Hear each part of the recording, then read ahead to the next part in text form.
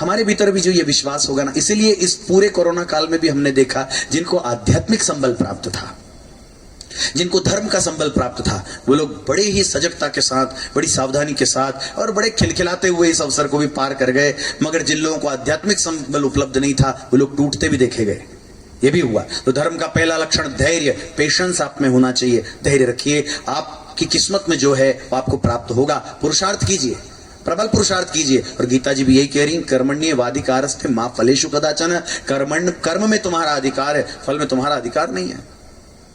आप कितना ही प्रयास कर लीजिए, कर्म आप कर सकते हैं, कर्म फल तो देने वाला कोई, कर्म फल का दाता कोई तीसरा ही है, उसमें आपका अधिकार नहीं है। कर्म करिए, पुरुषार्थ कीजिए, अपने पूरे के पूरे जोश के साथ कीजिए, अपनी पूरी शक्ति के साथ कीजिए। परिणाम क्या आएगा उस विषय में आप निष्फिक्र हो जाइए।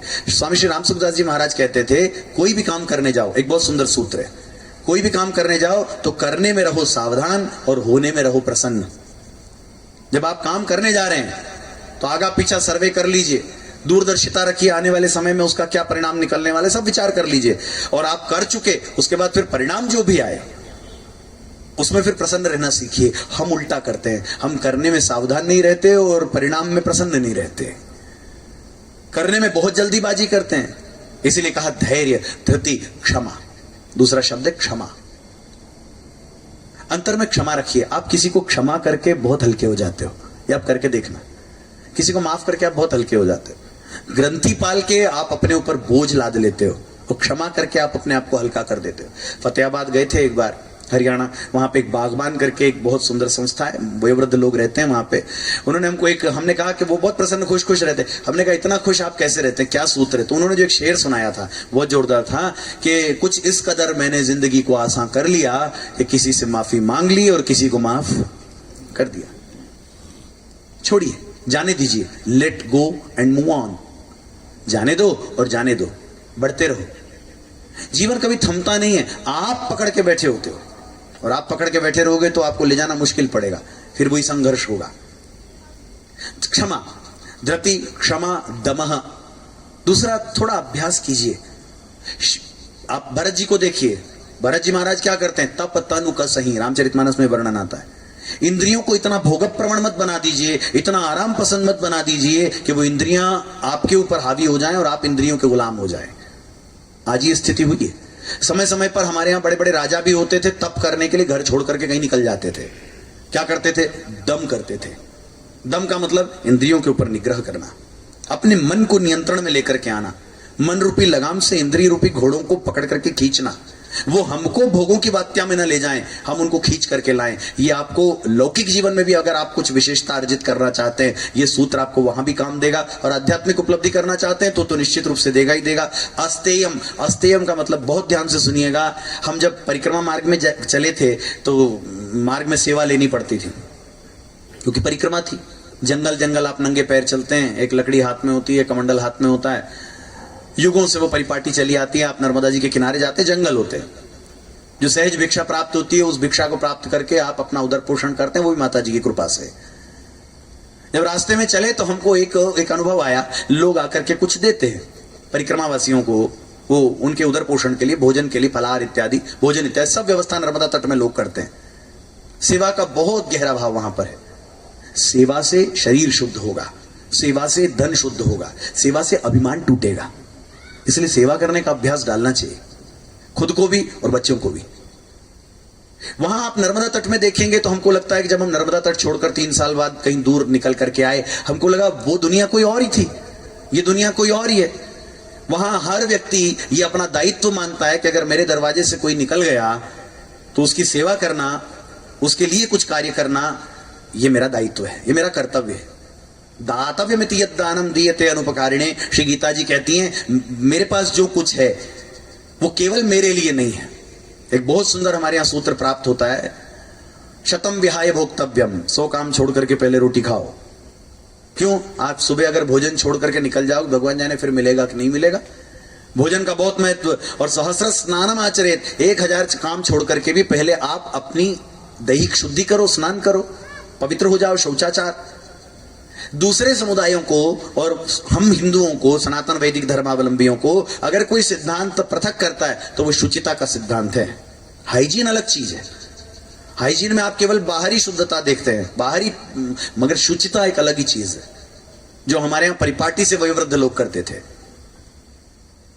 वो शुचिता भीतर हो तो शतम विहाय भोक्तव्यम सहस्र स्नानम आचरित, 1000 काम छोड़ के पहले नहाओ। और आजकल की स्थिति क्या है वो आप जानते ही हो।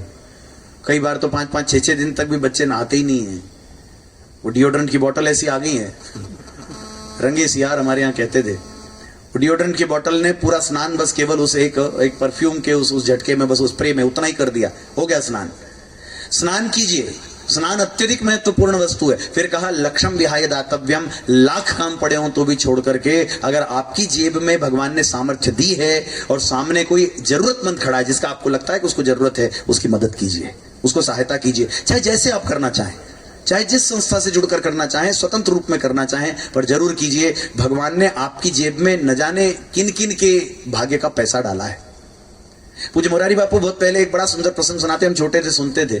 पूज्य बापू जी कहते थे, एक रेलवे स्टेशन पर एक संत खड़े हैं, लंबा उन्होंने गेरू चोगा पहना हुआ है, और स्टेशन पे कोई एक सूटेड बूटेड बाबूजी खड़े हैं, उनके पीछे जाकर के उनके कंधे पर हाथ रख करके, बहुत पुरानी बात है, बहुत पुरानी, हाथ रख के कहा मुझे हरिद्वार तक जाना है, जरा मेरे लिए टिकट खरीद के ले आओ। उनका कोई परिचय नहीं था, पीछे पलट के ऊपर से नीचे तक देखा, वो संत में सम्मान करते थे। उन्होंने कहा महाराज जी मैं ला दूंगा, पर ये याचना की शैली है क्या? याचना तो नम्रता से की जाए, दीनता से की जाए। आप मुझे तो अधिकार से आप आदेशित कर रहे हैं, ये कोई याचना का तरीका तो नहीं है। उन महात्मा ने एक बहुत सुंदर बात कही थी, देखो मैं याचना नहीं कर रहा हूं, मैं अधिकार से ही कह रहा हूं, तुम मेरे पे कोई उपकार नहीं कर रहे हो। क्यों? कहा जो भी व्यक्ति पैदा होता है, जिसका जन्म होता है, निश्चित रूप से उसके जीवन निर्वाह के लिए भी कोई ना कोई व्यवस्था परमात्मा पहले से करते हैं। तुम लोगों ने शर्ट सिलवाए हैं, पैंट पहने हैं, तुम्हारे पास जेब है, हम बाबा जी हो गए, हमारे पास जेब नहीं है, इसलिए हमारी किस्मत का जो पैसा था वो तुम्हारी जेब में डाला है, फालतू बात मत कर, टिकट ला के दे। दियते अनुपकारिणे, मैं किसी पर उपकार नहीं कर रहा हूं, देना मेरा कर्तव्य था। आप रहीमदास जी का वो दोहा सबने पढ़ा होगा कि देनहार को और है, वो भेजत है दिन रैन, और लोग भरम हम पे करें याते नीचे नैन। रहीमदास जी जब देते थे तो नेत्र नीचे होते थे और बांटते रहते थे। लोग कहते थे ऊपर तो देखो, लोग आपको भी देखें, लोग आपको भी पहचाने, कौन दे रहा है? बोले इसलिए तो नेत्र नीचे है, क्योंकि दे मैं नहीं रहा हूं, देने वाला तो कोई और है, वो भेज रहा है। केवल इतनी कृपा की है कि मुझे उसने बहाना बना लिया है, मैं आगे बढ़ाने का काम कर रहा हूं। भगवान भी यही कहना चाह रहे, निमित्त मात्रम भव सव्य साचिन, केवल निमित्त मात्र बनो। हमने नर्मदा परिक्रमा में देखा तो रास्ते में जाते थे, अब क्या करते, अंतर तो बड़ा कचोटता था, मगर जो भिक्षा मिलती थी हम फल और दूध लेते थे, कुछ और लेते नहीं। तो जंगलों में भी आकर के कोई आदिवासी लोग भी हमको वो देते थे, बिल्कुल जंगलों में, घनघोर जंगलों में। ये बड़ा चमत्कार था। एक रात भी 3 साल 3 महीना 13 दिन में कभी माता जी ने भूखा नहीं सुनाया। ये उनकी करुणा और कृपा का दर्शन हमको वहां हुआ। हर अपने जीव की फिक्र उनको है। आपका अपने पुत्र के प्रति जितना वात्सल्य है, उससे कई कई गुना अनंत गुणित वात्सल्य परमात्मा का आपके प्रति है। आप सब उनकी संतानें हैं। वो हमारा बड़ा प्यारा पिता है, खूब प्यार करता है, खूब स्नेह करता है। जरा उससे भी प्रेम तो करो, जरा कभी आगे बढ़ करके उसको भी अहोभाव में भर करके, गदगदता में भर करके ये तो कहो परमात्मा तुमने बहुत दिया। हमारे यहाँ महाराज एक भजन गाते थे, पंजाबी में एक बहुत अच्छा भजन गाते थे, हम भी गाते थे उसको, कि शुक्र दातिया तेरा, आज गा के नहीं सुना पा रहे, नहीं सुनाते, गला बैठा हुआ है। शुक्र दातिया तेरा, शुक्र दातिया, और जिंदगी रही है गुजर दातिया। ये शुक्रिया, शुक्राना का भाव, धन्यवाद का भाव। कई पैरा तो नंगे फिर दे, संसार में कई ऐसे लोग हैं जिनको पैरों में चप्पल के ठिकाने नहीं है। कई पैरा तो नंगे फिर दे, और सिर तो लबण छावा, सिर पे छाया ढूंढते फिर रहे हैं। सिर तो लबण छावा, और मैनू दाता सब कुछ दिता, क्यों ना शुक्र मनावा। मुझे तो सब कुछ दिया है, क्यों ना शुक्र मनाऊं। और सौखा कीदा साहादा सफर दातिया, तुमने मेरी सांसों का सफर बहुत सरल कर दिया। शुक्र दातिया तेरा, शुक्र दातिया। क्या कभी हमने शुक्राना भी अदा किया, कभी धन्यवाद भी दिया? आओ धन्यवाद देते हैं। इतना भीषण समय आया, मगर उसके बाद भी हम सब यहाँ पर स्वस्थ बैठे हैं, मस्त बैठे हैं, सब लोग यहाँ पर मिलकर के उत्सव मना रहे हैं। परमात्मा तुम्हारी अनंत कृपा ना होती तो क्या हो जाता, मगर आज भी हम स्वस्थ बैठे हैं। ये सारी नकारात्मकता चली गई और बची कुछ अब चली भी जाएगी, मगर हमको तुमने स्वस्थ रखा, तुम्हारा धन्यवाद। एक छोटे बच्चे के लिए आप 5 रुपए का चॉकलेट लेके जाओ घर पे, और वो कूद के आपके गले में आ जाएगा, माय स्वीट डैडी हो करके आपको प्यार करे, अपने हिसाब से सब गोदी में चढ़ जाए, तो बाप को कैसे लगता है, अरे देखो 5 रुपए की चॉकलेट में इतना खुश हो गया, कल वापस आऊं तो इसके लिए एक चॉकलेट और लेके चलूं, ऐसा भाव बने। और परमात्मा ने इतना दिया, मगर उसके बाद भी हमारे मुंह पे तो 4:40 ही बजे हुए हैं। कभी तो 2:50 बजाओ यार। 4:40 बजे हुए हैं हमेशा। भगवान को भी लगता होगा मैं क्या करूं कि तो एक रास्ते में हमको एक मिला, वो बोले परिक्रमा मार्ग में, महाराज जी मैं शिव को क्या चढ़ाऊं कि शिव प्रसन्न हो जाए। उनका भाव था कोई ऐसा कोई विशेष पूजा पद्धति हो, चांदी के बिलपत्र चढ़ाओ या ऐसा। हम जरा, हमारा चिंतन थोड़ा सा दूसरी दिशा में है। ये सब बातें महत्वपूर्ण हैं मगर हम कुछ और सोचते हैं जो हम अभी बताएंगे। उन्होंने कहा क्या चढ़ाऊं कि शिव प्रसन्न हो जाए, क्या समर्पित करूं कि शिव खुश हो जाए, शिव राजी हो जाए। हमने उसको कहा शंकर जी ने फोन करके तेरे को बोला कि मैं दुखी हूं,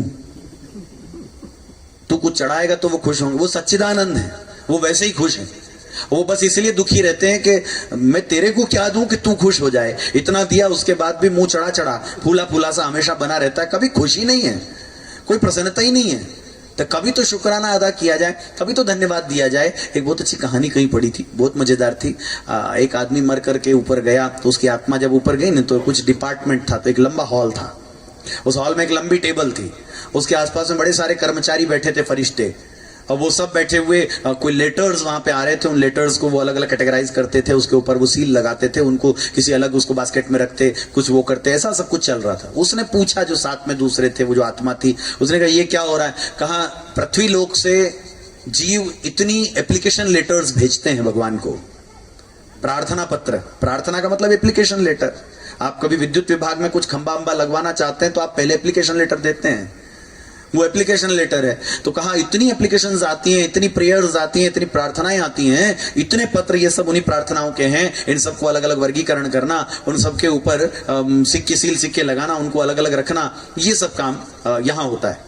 फिर अगले वाले उसमें गए, देखा वहां भी बहुत सारे कर्मचारी लगे और वो सब गिफ्ट पैकिंग कर रहे हैं, रेपर्स पैक कर रहे हैं, गिफ्ट पैक हो रहा है।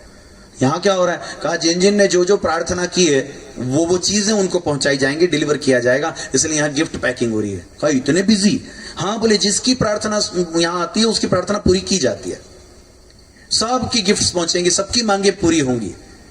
तीसरा एक और हॉल था, आगे बढ़े, उसमें लंबी टेबल थी, केवल एक आदमी बैठा था ठोड़ी पे हाथ धर के, उसको कुछ काम नहीं था। कहा ये कौन सा डिपार्टमेंट है। कहा लोगों को जब गिफ्ट मिल जाती है तो लोग जो धन्यवाद के पत्र भेजते हैं, स्तुति करते हैं, कि वो डिपार्टमेंट है, वो यहाँ एक्सेप्ट किया जाता है। ये फुर्सत क्यों है। बोले लोग गिफ्ट लेने के बाद धन्यवाद का पत्र भेजते ही नहीं है, ये डिपार्टमेंट खाली है। हम सबने आज तक कितना पाया जरा विचार तो करना। जब जब हमने कोई प्रार्थना की, मगर एक बात ध्यान रखना, वही धर्म का लक्षण धैर्य, धृति। धैर्य तो रखिए। आपकी प्रार्थना भगवान कब सुनेंगे, कब सुनेंगे। अरे कब क्यों सुनेंगे भाई, वो तो सहस्र शीर्षा पुरुषः सहस्राक्षः सहस्रपाद, भगवान के तो हजारों कान हैं। आप पहली बार आपके मन में संकल्प आता है और तब भी परमात्मा जानता है। चींटी के पग नेवर बाजे सो भी साहिब सुनता है, श्री कबीरदास जी कहते हैं। उनको पता था, तभी पता था। आप ये मत सोचिए कि भगवान कभी सुनेंगे। स्वामी अखंडानंद जी महाराज कहते हैं, गीता जी का एक श्लोक है, अनन्याश्चिन्तयन्तो माम ये जनाः पर्युपासते तेषां नित्याभियुक्तानां योगक्षेमं वहाम्यहम्। भगवान कहते हैं जो अनन्य भाव से मेरा अनुरागी है, उसके योग माने अप्राप्त की प्राप्ति और क्षेम माने प्राप्त की संरक्षण का दायित्व मैं अपने ऊपर लेता हूं। इसका मतलब क्या। बोले अनन्याः अन्यः अनन्यः, जब सब में परमात्मा है तो आप सब में है, हम में है। अनन्याश्चिन्तयन्तो माम ये जनाः पर्युपासते, पर्युपासते माने परितः उपासते, जो चारों तरफ है वो यहां भी है, इस जगह पर भी।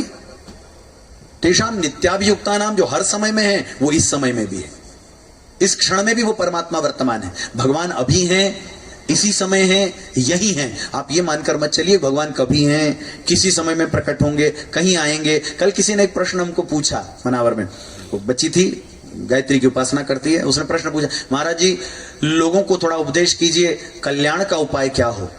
ये सब गृहस्थी में रहते हैं, इनका कल्याण कैसे होता। हमने पूछा कल्याण मतलब सुना है इसलिए कह दिया कल्याण। कल्याण का मतलब क्या होता है। मतलब अंतर में आनंद हो, जीवन का मुख्य उद्देश्य प्राप्त हो जाए। हमने कहा देखो कल्याण तो है, भारत भूमि में तुम्हारा जन्म हो गया, सनातन वैदिक परिपाटी में तुम्हारा जन्म हो गया, उसके बाद भी तुमको ऐसे परिवार में जन्म मिला जहां भगवती भाव तुम्हारे भीतर संस्कार है, तुम भजन साधन में लगे हो, तुमको संतों का संग मिल रहा है, और कौन से कल्याण की अपेक्षा कर रहे हो। भगवान क्या लाके देगा तुमको कि तुम खुश हो जाओगे। फिर हमने एक बात कही थी, जब तक हृदय में कामनाएं भरी पड़ी हैं, आप किसी दिन शांत नहीं हो सकते। चाहे जितने आप मेडिटेशन के कोर्सेज अटेंड कर लीजिए, चाहे जितना आप जमाने भर की क्लासेस अटेंड कर लीजिए, और हम सब का एक स्वभाव बन गया है, अंदर कामनाएं ठसी पड़ी हैं।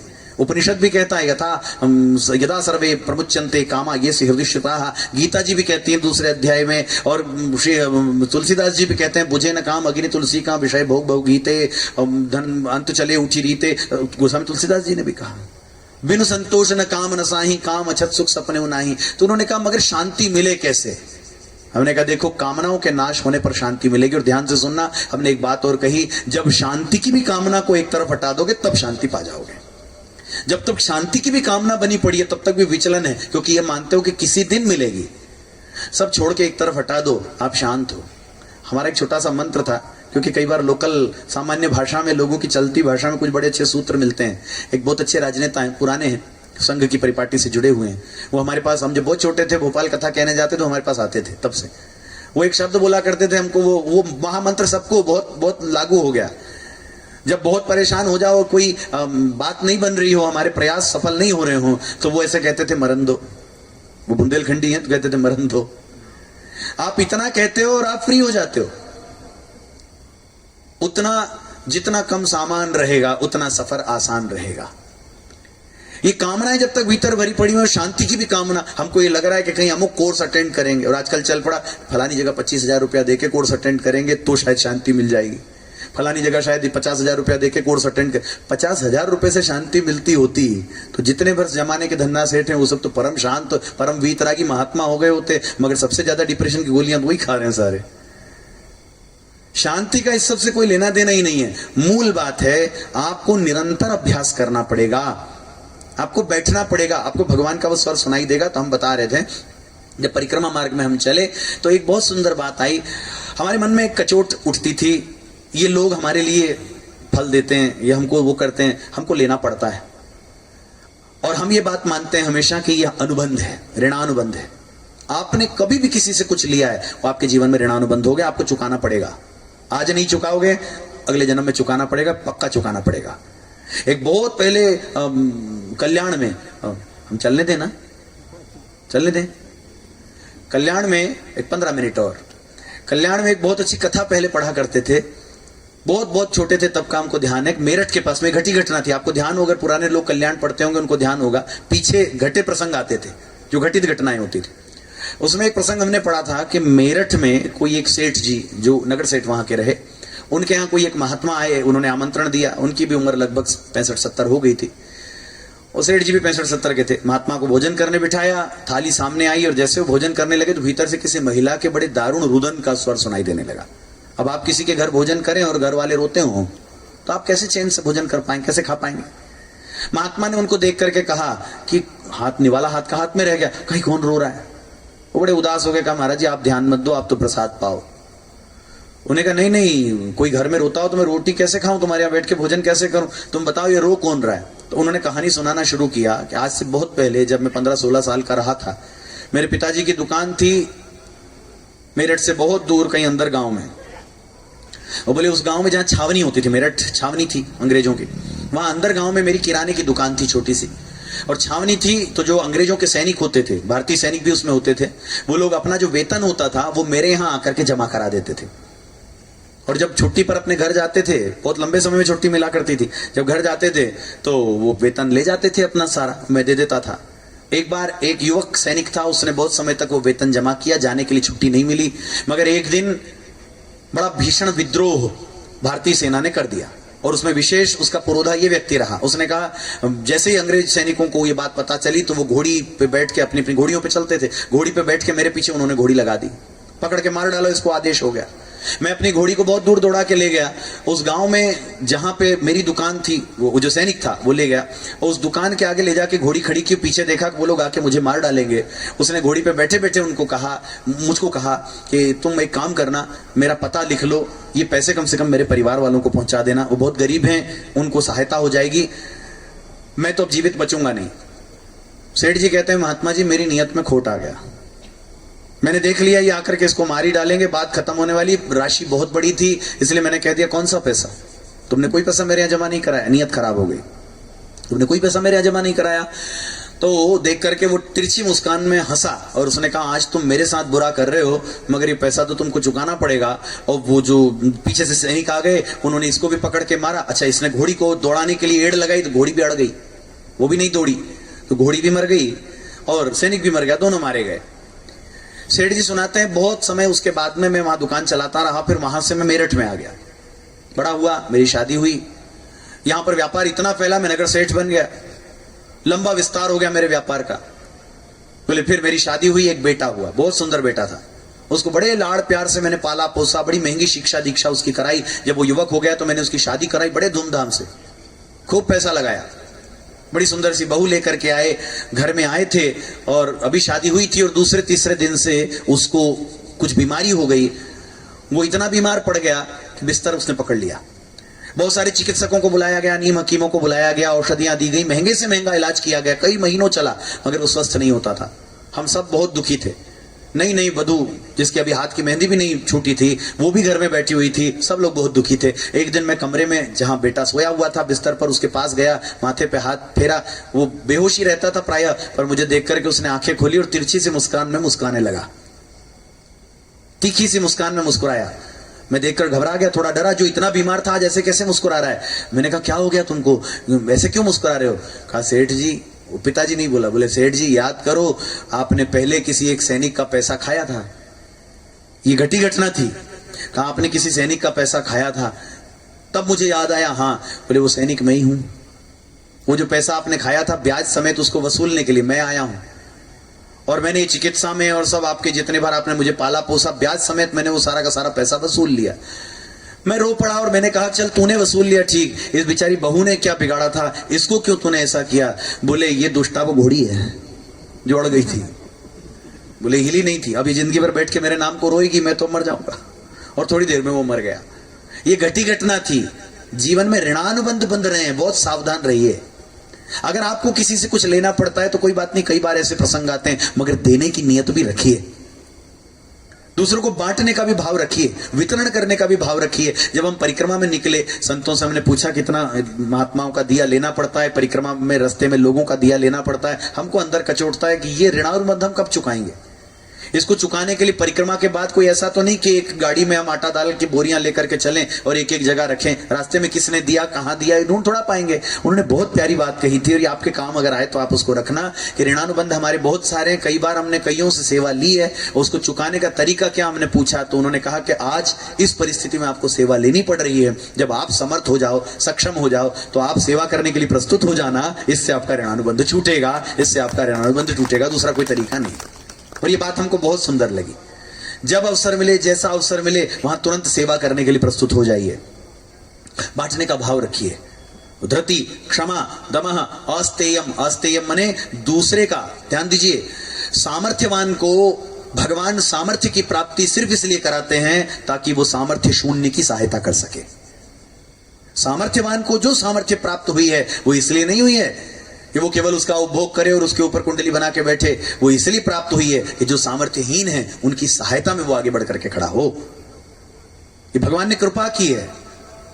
आज अगर हम कंजूसी कर जाएंगे, आज अगर हम अपने में एक स्वार्थ केंद्रित जीवन जिएंगे, तो आगे फिर वैसी स्थिति हमारी भी होगी कि आज हाथ ऐसा करने का अवसर भगवान ने दिया है, कल को हाथ ऐसा भी हो सकता है। भगवान न करे कभी ऐसा हो, हम ऐसा ही हाथ करें। सामर्थ्यवान को सामर्थ्य सिर्फ इसलिए प्राप्त हुई, और दूसरा किसी दूसरे का कमाया धन। वो स्वामी जी ने बहुत सुंदर बात कही, जननी सम जानई प्रिय पर नारी और धन पराव विषते विषभारी। जननी शब्द का प्रयोग किया, ध्यान दीजिएगा।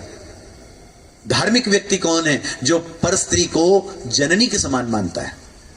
जननी शब्द का प्रयोग किया, माता नहीं कहा। माता तो हम कईयों को कह देते हैं, मगर जननी तो एक ही होती है, जन्मदात्री। कितनी नियत किसी के प्रति किसी की खराब हो जाए, कुछ पता नहीं मन का, मगर जन्मदात्री मां के प्रति तो किसी की बुद्धि में खोट नहीं आता। कहा जननी समझा नहीं पर नारी, और धन पराव विषते विष भारी, और दूसरे का कमाया धन इसको भारी से भारी जहर मान करके उसका तत्काल परित्याग करे। उस जहर को अगर हमने भीतर आने का अवसर दिया तो हमारा पूरा जीवन वो भ्रष्ट करेगा, हमारा पूरा जीवन नष्ट करेगा। हमारे घर में से हमारे महाराज जी कहते थे, अगर एक कोई छोटी सी लोहे की कील भी निकल करके मंदिर में पहुंच गई तो वो सोने का खजाना बन करके वापस लौट आएगी, मगर यदि किसी धर्म क्षेत्र का अथवा तो दूसरे के अधिकार क्षेत्र का इतना भी कहीं हमारे पास आ गया तो वो हमारे पूरे के पूरे जीवन को नष्ट करने वाले होगा, ये पक्की बात है।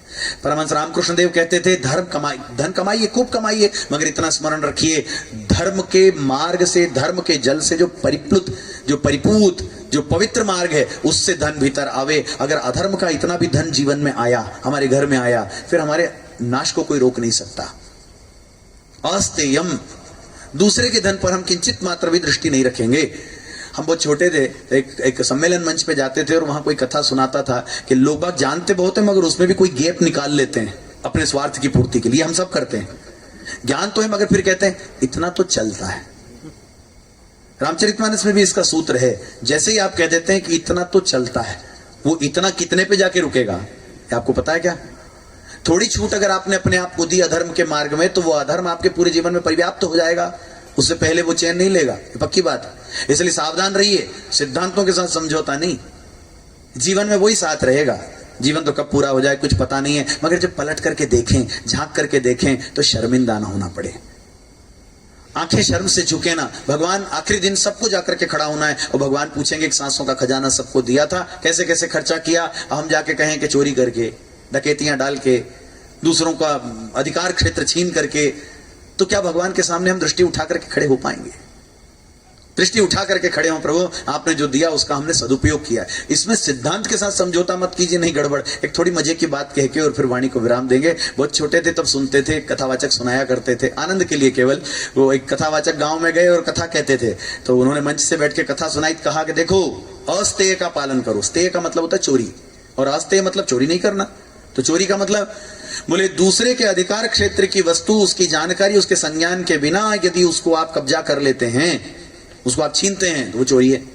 अब चाहे जैसे भी करते हैं, आजकल तो कई तरीके हैं, केवल घर में घुस करके चोरी थोड़ी होती है, आजकल तो इंटरनेट पे बहुत सारी होती है, आजकल तो कागजों में बहुत सारा कुछ हो जाता है। अगर हम वो नियत रखते हैं तो फिर हम अस्तेय का पालन नहीं कर रहे हैं। और पंडित जी ने कहा अस्तेय का पालन करो, मतलब बोले अगर कहीं किसी का धन पड़ा हो, सोना भी पड़ा हो, तो बोले उसको उठा करके 3 बार चिल्लाओ, किसी का है तो नहीं, किसी का है तो नहीं, किसी का है तो नहीं। और बोले अगर 3 बार में कोई आवाज ना दे तो बोले फिर रख लो। अगर 3 बार में कोई वो ना करे तो फिर कहीं सदुपयोग कर देना, पर 3 बार चिल्ला के कहो किसी का है तो नहीं। अब कोई बैठा था, श्रोताओं में सब बड़े चतुर होते हैं, वक्ता को परखने की कोशिश पहले करते हैं। पंडित जी बोल रहे हैं, वक्ता जी बोल रहे हैं, इनमें वो ज्ञान है कि नहीं, आचरण है कि नहीं, वो परखने का तुरंत युक्ति बना ले। तो एक था, दूसरे दिन पंडित जी पोथी लेके गलियारे में से कहीं से आते थे कथा कहने के लिए, तो उसने पीतल के 4-5 सिक्के बनवाए, उनके ऊपर जरा गोल्ड पॉलिश करवा ली और बीच में 3-4 सिक्के डाल दिए। तो सोने धूप का जो चिलका पड़ता था उससे झलमलाता था, चमकता था। पंडित जी ने देखा तो सोना ही ठहरा, महाराज कलयुग का वास है, अच्छे अच्छों की नियत डोलाते। तो जैसे देखा तो देख करके उन्होंने इधर उधर देखा, पास में गए, सिक्के इकट्ठे किए और वो छुप के देख रहा था। धीरे से बोले किसी का है तो नहीं, किसी का है तो नहीं, किसी का है तो नहीं। आसपास देखा, जेब में रख लिया, बड़ा धीरे से बोले। कथा में बैठे फिर बात निकली, किसी का धन दिखा। अच्छा क्या हुआ, वो जब वो सिक्के उठा लिए, झोले में रखे, पहले गए सुनार के यहाँ, चैन नहीं पड़ा, और जांच करवाई, पता चला ये तो पीतल है। अरे सिर पीट लिया, बेकार, किसी ने आज मेरा मजा लिया। वापस आए, कथा करने बैठे, फिर बोले अगर कहीं पर सोना भी पड़ा हो तो जोर से चिल्लाओ, किसी का है तो नहीं, किसी का है तो नहीं, किसी का। और उसके बाद कोई नहीं हो तो सदुपयोग कर दो। वो उठा और बोले महाराज अगर मान लो हम धीरे से बोले तो, अगर धीरे से बोल जाएं तो समझ गया गड़बड़ इसी ने करी है।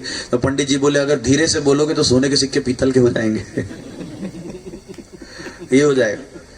तृतीय क्षमा दमोस्तेयम शौचम, आंतर और बाह्य पवित्रता का भरपूर पालन कीजिए। आज कोरोना काल ने हमको शौचाचार, शुचिता से रहना सिखाया। शौचम इंद्रिय निग्रह। भरत जी महाराज, आप जानते हैं भरत जी तो पूरी अयोध्या के अथॉरिटी थे, राजा ही थे, मगर श्री राम जब तक नहीं लौटे तब तक भूमि को खोद करके उसमें घास बिछा करके सोते रहे। और वहां एक शब्द लिखा है तप तन का सही। जब आप बहुत भोगों में जीने लगते हैं, धीरे धीरे आपकी इंद्रियां भोगप्रवण होती हैं, तब कभी कभी कुछ ऐसा अभ्यास करना चाहिए कि आप थोड़ा तप कीजिए। तप का मतलब है इंद्रिय निग्रह, थोड़ा सहन करना सीखिए। और अभी के समय में अंतर और बाह्य दोनों सहिष्णुता बिल्कुल खत्म हो गई है। हम किसी का शब्द नहीं सुन सकते, घर में पिता बच्चे को कुछ बोले तो नहीं सुने। तप का मतलब केवल इतना मत समझिए कि कहीं जाकर के आप किसी नदी में सिर नीचे करेंगे और पैर ऊपर करेंगे तो तप होगा, या कहीं पे आप सहन। हमने कहाँ की बात है, देखिए मंडला में मंडला में देवदरा, उसके पहले 1 किलोमीटर पे पड़ता है। एक रामकृष्ण मिशन के संत थे, जब हम परिक्रमा में निकले तो हमने उनको पूछना चाहिए, कभी कभी बैठ करके कोई बातें करनी चाहिए, तो छेड़ने से कुछ अच्छा निकल के आता है। हमने महात्मा को पूछा, हमने कहा महाराज जी तपस्या की परिभाषा क्या, तप किसको कहते? उन्होंने कहा एक शब्द में बताऊं, सहन करना। सहन करना, सहन करो, सहो, किसी का कटु शब्द भी सहन करो। गोस्वामी जी विनय पत्रिका में लिखते हैं, कबहू कहो यह रहनी रहूंगो, दीन दयाल कृपाल कृपाते संत स्वभाव गहोंगो, परुष वचन अति दुसा श्रवण सुनित ही पावक न दहोंगो। वो दिन कब आएगा जब किसी के कठोर वचन सुनकर के मेरे भीतर प्रतिक्रिया नहीं आएगी, रिएक्शन लेस हो जाऊंगा। एक मेडिटेशन करने वाला अंदर शांति की गहराई में उतरे तो उसको तो रिएक्शन लेस होना चाहिए। पर हमारे यहाँ तो जब हम मेडिटेशन करने बैठे और कोई आकर के पंखा बंद कर दे, उसके बाद देखो यह मामले दूसरे ही हैं। अरे तुम समझते नहीं हो, मैं साधक हूं। हम साधक होने का अभिमान ज्यादा पहले पाले हैं, हमने साधना की कितनी है। साधना का मतलब है स्वयं को साधना, तप का मतलब है सहन करना। बाह्य, कभी कभी बाह्य भी जो प्रतिकूलताएं होती हैं उनको सहन करिए। छोटे होते थे तो देखते थे कभी कभी बच्चों को जो कैंप्स में ले जाते थे, वहां पर घर जैसी सुविधाएं नहीं होती थी। जंगल में ले जाके थोड़ा ठंड भी सहन करनी होती थी, थोड़ा गर्मी भी सहन करनी होती थी, वहां पर कोई खाने पीने को उतनी बढ़िया, पर बच्चों को कैंप्स कराते थे, कभी कभी सहन करने का, इंद्रियों को कसने का अवसर मिलता था। आजकल तो बिल्कुल नहीं। आजकल कैंप्स भी होते हैं तो ऐसे कि भगवान जी ने एसी भी साथ में भेज देते होंगे। क्या है, कैंप्स के नाम पे केवल एक आडंबर मात्र शेष रह गया। अब हम बच्चों को कष्ट उठाने ही नहीं देना चाहते। बच्चे ऐसे हो गए रुई के गुलगुले जैसे, थोड़ा इनको तपने दीजिए। भरत जी तपते हैं, तप तन का सही, तन को कसते हैं। शौचम इंद्रिय निग्रह धीहि, ध्यान दीजिएगा, शास्त्र परिनिष्ठित बुद्धि होनी चाहिए। हमारी बुद्धि कैसी हो? कहा शास्त्र परिनिष्ठित हो। हम अपना आचरण का ताना बाना कैसे बनाएं? शास्त्र की आज्ञा के अनुसार बनाएं। अगर शास्त्र आदेश नहीं करता है तो हम नहीं करेंगे। आदर कीजिए, शास्त्र आदर करने के लिए है। शास्त्र जो आज्ञा करे, हमारे यहां परिभाषा दी गई मनुष्य कौन? बोले मत्वा सिद्ध्यति कर्माणि स मनुष्य। जो सोच विचार के शास्त्रीय निर्देश में, शास्त्रीय प्रकाश में कर्मों का ताना बाना बुनता है वो मनुष्य है। केवल 2 पैर होने से कोई मनुष्य नहीं बनता, केवल मनुष्याकृति होने से कोई मनुष्य नहीं बनता। शास्त्रीय आदेश के अनुसार अपने कर्मों का ताना बाना, और उसमें आपको तपस्या करनी पड़ती है, अपने स्वार्थों का त्याग करना पड़ता है। आपका स्वार्थ कहता है आपको किसी तीसरी दिशा में जाना है, मगर शास्त्र कहता है नहीं नहीं, तुम्हारा कल्याण इसमें नहीं है। श्रेय और प्रेय 2 मार्ग हैं उपनिषद में। आपको प्रेय मार्ग का परित्याग करके श्रेय मार्ग की ओर बढ़ना है तो तब तो करना पड़ेगा। श्रेयश्च प्रियश्च मनुष्य मेतौ तौ संपरीत्य विवनक्ति धीराहा। वहां धीर शब्द का प्रयोग किया गया। धीर कौन है? जिसके सामने जमाने भर के भोग रखे हों मगर उसके मन पे उसका इतना नियंत्रण है, किंचित मात्र उसका मन चलायमान नहीं होता, वो धीर है, वो धीर व्यक्ति है। तो कहा धी ही शास्त्रीय बुद्धि होनी चाहिए। और पशु कौन है? बोले पाशेन बद्धा पशु, जो पाश से बंधा है, वासनाओं की पाश से बंधा है। लोग कई बार कहते हैं हम करना तो चाहते हैं मगर कर नहीं पाते। हम अपने जीवन को श्रेष्ठ बनाना तो चाहते हैं मगर हम कर नहीं पाते। क्यों? आप अपनी दुर्बलता के पाश से बंधे हुए हैं। जरा अपने आप को सबल बनाइए। धी ही विद्या, सत्यम, अक्रोधो, अकारण क्रोध मत कीजिए। परशुराम जी का क्रोध निष्फल गया, जरा ध्यान से देखिएगा क्या हुआ। इतना गुस्सा किया मगर बेकार ही तो गया।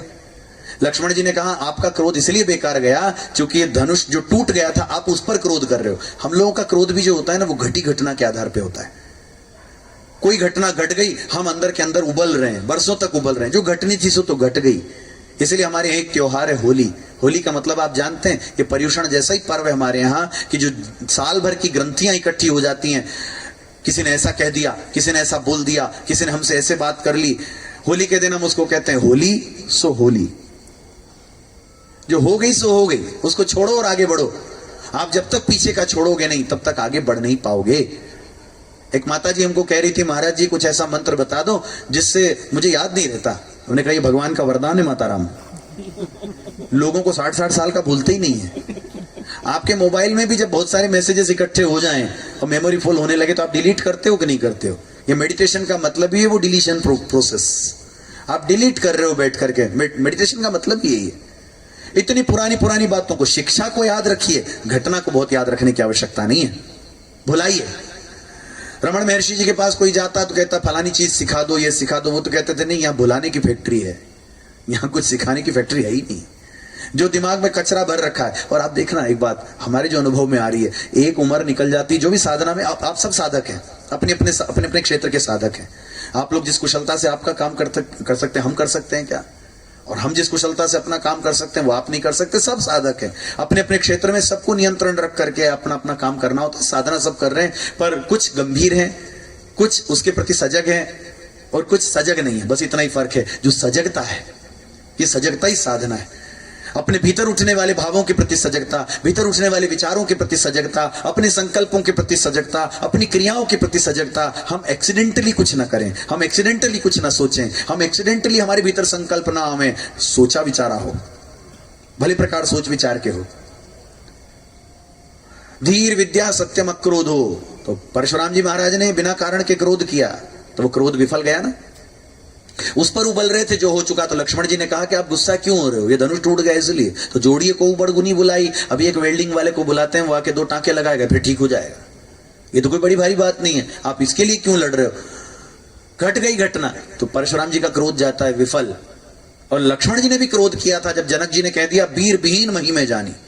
मैंने देख लिया, अगर ये जानता तो ऐसा प्रण करके कम से कम अपनी हंसी तो न कराता। सीता तो मेरी फिर भी कुंवारी रह गई। तब लक्ष्मण जी उठे, क्योंकि देख रहे न विश्वामित्र जी आज्ञा दे रहे भगवान को, न भगवान उठ रहे। और जनक जी ने ऐसी बात कह दी, लक्ष्मण जी ने उठ करके क्रोध किया और कहा कि ये धनुष कौन सी चीज है। सारे के सारे धनुष को एक छोटे से कमल नाल की तरह उठा के मैं योजनों तोड़ सकता हूं, मैं पूरी पृथ्वी कपा सकता हूं। रघुवंश सिन्हा जहां को हो, जहां रघुवंशी में से कोई एक बैठा है और राम जी बैठे हुए हैं, उस बीच में ऐसी बात कोई कहे क्या ये ठीक है। इतना क्रोध किया। लक्ष्मण जी क्यों क्रोध कर रहे हैं? क्या लक्ष्मण जी को धनुष तोड़ने की त्वरा थी क्या? लक्ष्मण जी तोड़ना था ना। लक्ष्मण जी ने क्रोध इसलिए किया कि जब तक मैं क्रोध नहीं करूंगा तब तक विश्वामित्र जी राम जी को आज्ञा नहीं देंगे कि तुम उठो, और राम जी नहीं उठेंगे तो धनुष नहीं टूटेगा, और धनुष नहीं टूटेगा तो सीता जी ब्याहेंगी नहीं। ये सब काम खत्म करना है, जल्दी तो गुस्सा करो और अब भविष्य की मंगलमय योजना के लिए। आप देखना, परशुराम जी का क्रोध भूतकाल की घटना पर और लक्ष्मण जी का क्रोध भविष्य को मंगलमय बनाने के लिए, इसलिए लक्ष्मण जी का क्रोध सफल हुआ। क्रोध भी महत्वपूर्ण। एक बात आप देखोगे, संसार में कोई ऐसी चीज नहीं है जो निरर्थक बनाई हुई ईश्वर ने। हर चीज का अपना कोई ना कोई उपयोग तो है। एक तंबाकू है, महात्मा लोग कहते हैं ये ऐसी चीज है जिसको गधा भी नहीं खाता।